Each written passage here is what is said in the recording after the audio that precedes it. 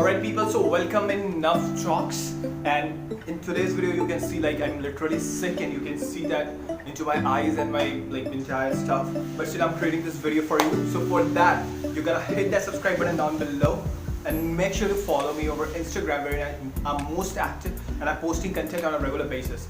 So let's just quickly dive into the video and let's talk about how digital branding, what digital branding is, and how it's actually shaping our world right now, okay? So first of all, let's start with first thing first.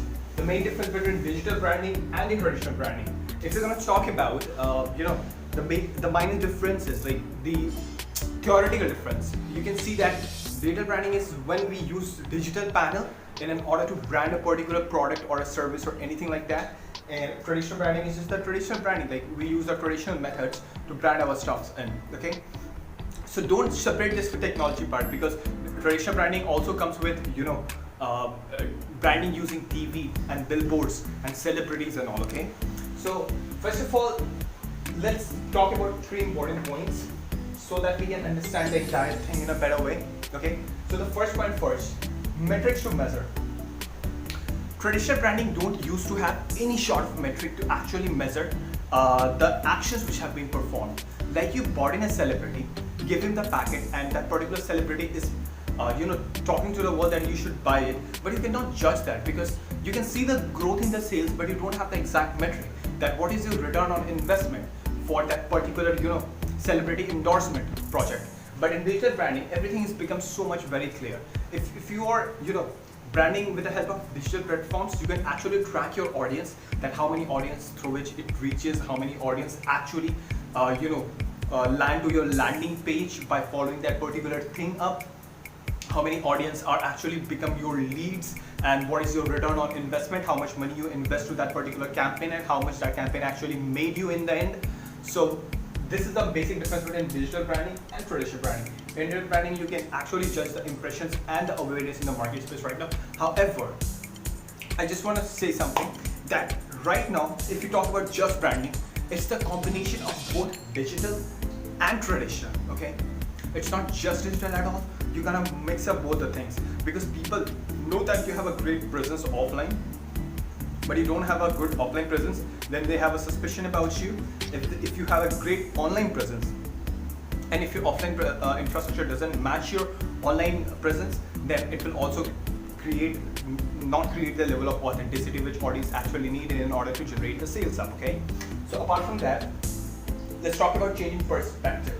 The audience perspective has completely changed. He actually sees a product, okay? Then go to the Google or search about that particular product. Read the reviews. I want to tell you, you are telling something about your brand to the world, that is what my brand is, that is what we used to do. But when any sort of bad ratings about your company which a stranger has actually written over internet, if your potential audience read that particular review, they can actually switch their mind to buying out your product or the services. So that is how the consumer behavior are changing. It's not just about anymore that what you speak about yourself, but it's more than that, what the world tell about you, okay? Now the third point, how we can use the digital branding and the traditional branding at scale right now. So we gotta understand the fact that digital branding can actually make you, because the products are digital, okay, your entire buyer journey could be digital, and this is the reason you can shape the entire, if you're on a digital product platform, a technology software that you can deliver through internet, then you can actually control that up by using multiple panels, okay? You can literally use that at scale.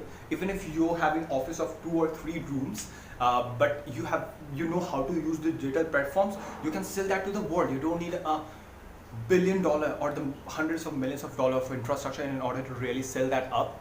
So that is the biggest difference. If you really want to know how you can use all these panels, every single thing, then make sure to subscribe to the channel down below. I'm just creating this entire series about digital branding and digital landscape, and I'm just going to talk about the surface stuff which so many your digital gurus talk about. I'm not a digital guru, however I literally make the case studies, make the landscape, study about the stuffs, take the practical application of the market space, and then we talk to you about it, okay? That is the biggest difference between us and your digital gurus. So make sure to hit the subscribe button. We're gonna keep on talking about such amazing topics in the future as well. Thank you so much for watching this video. Hope you had a wonderful